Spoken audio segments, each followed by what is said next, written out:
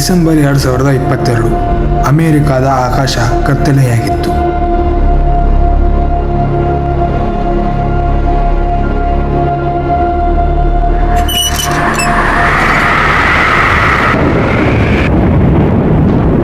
ಗಾಳಿ ಕಟುಕಾಗಿತ್ತು, ಮಳೆ ಹಿಮವಾಗಿ ಬದಲಾಗಿತ್ತು.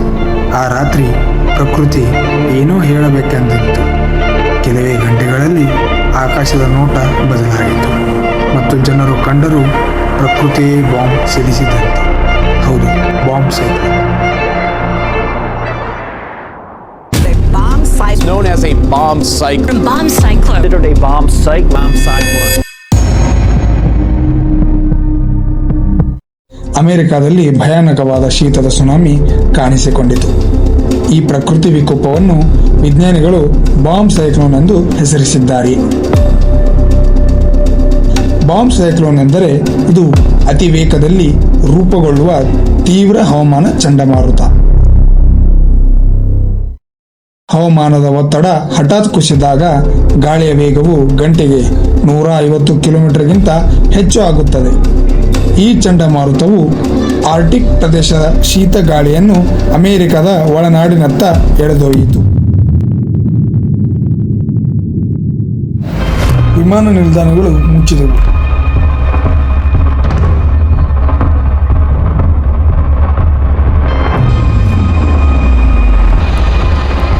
$2.5 ಲಕ್ಷಕ್ಕೂ ಹೆಚ್ಚು ವಿಮಾನಗಳು ರದ್ದುಗೊಂಡಿತು.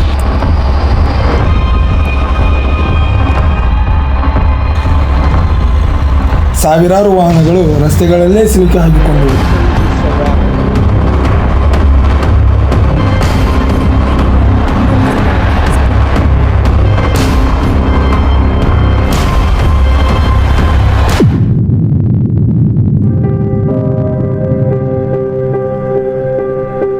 ಕೃಷಿ ಬೆಳೆಗಳು ಹಾಳಾದವು.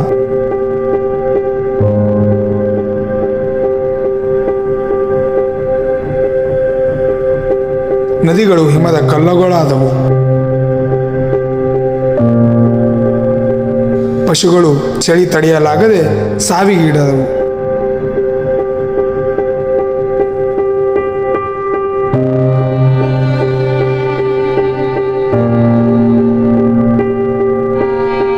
ಇದು ಕೇವಲ ಚಂಡಮಾರುತವಲ್ಲ, ಇದು ಪ್ರಕೃತಿಯ ವಿಕೋಪ.